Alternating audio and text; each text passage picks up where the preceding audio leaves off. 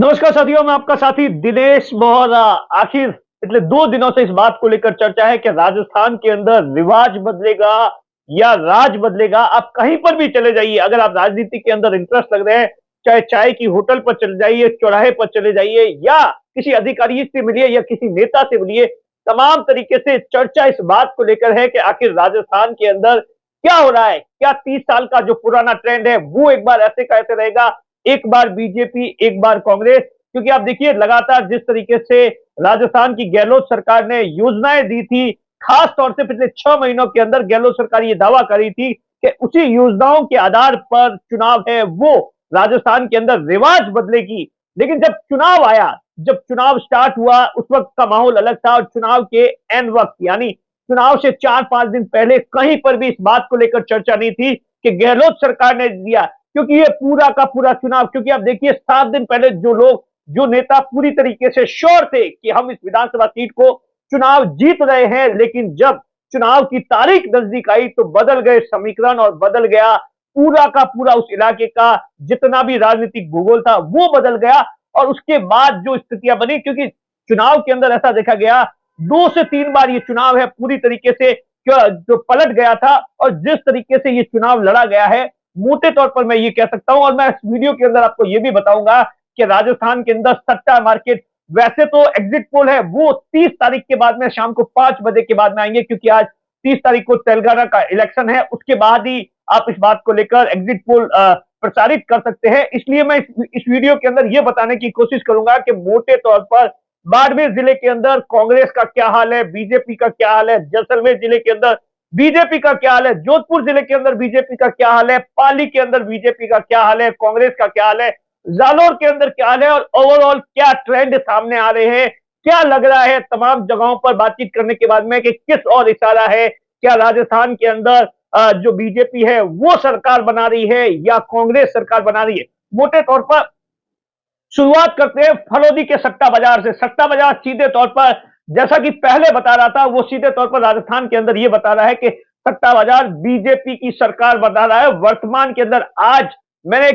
फलौदी के सट्टा मार्केट के जो सटोरिया था उससे बातचीत करने के बाद में मैंने पूछा कि वर्तमान के अंदर क्या कुछ किस तरीके की राजस्थान की चुनाव की स्थिति है, तो उनका सीधे तौर पर कहना था कि बीजेपी को 115 से लेकर 118 सीटें आ रही है, कांग्रेस को 67 से 69 सीट आ रही है। मोटे तौर पर यह माना जाता है कि फरोदी का जो सट्टा बाजार है उसका अनुमान है वो परफेक्ट होता है। और उसके बाद जो ट्रेंड नजर आ रहा है, ट्रेंड इस बात को लेकर नजर आ रहा है कि जहां पर भी आप जिससे भी बातचीत करेंगे, बहुत से जिलों के अंदर बीजेपी है वो प्लस में नजर आ रही है। और इसीलिए तमाम जितने भी रिपोर्ट्स वगैरह आ रही है, मोटे तौर पर यह बात तो क्लियर हो गई है कि राजस्थान के अंदर बीजेपी है वो सबसे बड़ी पार्टी होगी। और जिस तरीके से आप देखिए हनुमान बेनीवाल और चंद्रशेखर आजाद रावण है वो लगातार कोशिश कर रहे थे कि इस बार राजस्थान के अंदर थर्ड फ्रंट है वो एक बड़ी भूमिका के अंदर हो सकता है। लेकिन जो जानकारी निकल कर आ रही है उसमें यही बताया जा रहा है कि राजस्थान के अंदर बीजेपी है वो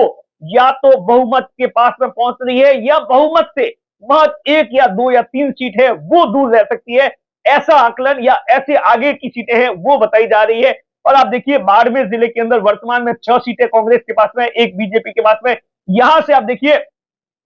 बीजेपी के लिए यथास्थिति या एक आधी सीट ऊपर नीचे हो सकती है, लेकिन कांग्रेस के लिए कहीं ना कहीं खतरे की घंटी है, इस बात से इनकार नहीं किया जा सकता। जैसा कि बाड़मेर और जैसलमेर के अंदर 9 में से कांग्रेस के पास में 8 सीटें थी, तो यहां पर बीजेपी कांग्रेस को बड़ा नुकसान होता नजर आ रहा है। और कांग्रेस है वो एज में है और कहीं पर आप देखिए पहली बार बाड़मेर के अंदर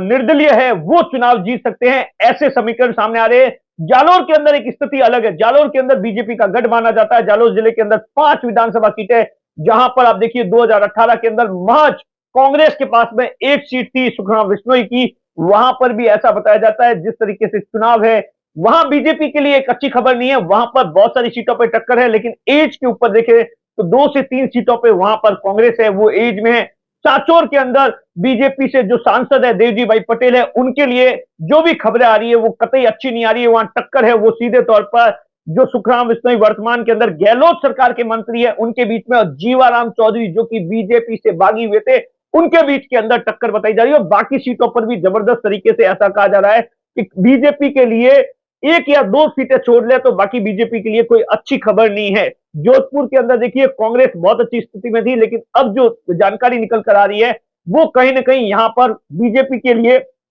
ऐसा बताया जाता है 10 में से बहुत सारी सीटें हैं जहां पर बीजेपी है प्लस में चल रही है, ऐसी जानकारी निकल कर आ रही है। तो मोटे तौर पर जो ट्रेंड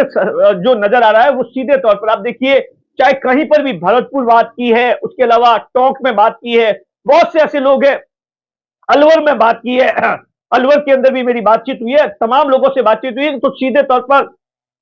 सभी लोगों का कहना है कि कहीं ना कहीं बीजेपी है वो प्लस में नजर आ रही है, और इसी के कारण से आप देखिए फलोदी सट्टा मजार है वो सीधे तौर पर यही बता रहा है कि ये जो इस बार सरकार है वो राजस्थान का जो रिवाज है वो बदलने वाला नहीं है, राज बदलने वाला है। आप देखिए गहलोत सरकार या उनके मंत्री, जो मोटे तौर पर दो तीन चीजें सामने आ रही है, विधायकों और उसके आसपास के जो लोग थे उनसे जबरदस्त तरीके से आम जनता पब्लिक नाराज थी, और जिस तरीके से इन 3 सालों के अंदर भ्रष्टाचार के आरोप विधायकों पर, वर्तमान के विधायकों और मंत्रियों पर लगे,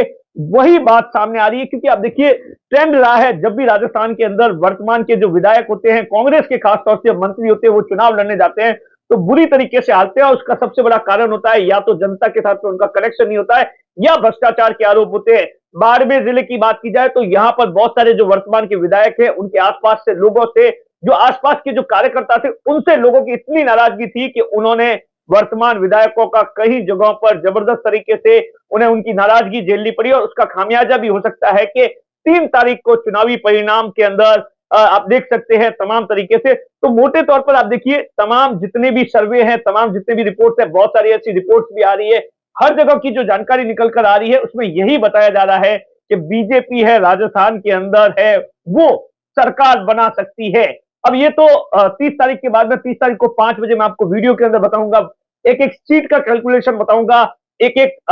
संवाद का कैलकुलेशन बताऊंगा कि मारवाड़ के अंदर बीजेपी को कितना फायदा है, कितना नुकसान है, इन तमाम चीजों को लेकर वीडियो के अंदर 30 तारीख को शाम को 5 बजे बताऊंगा।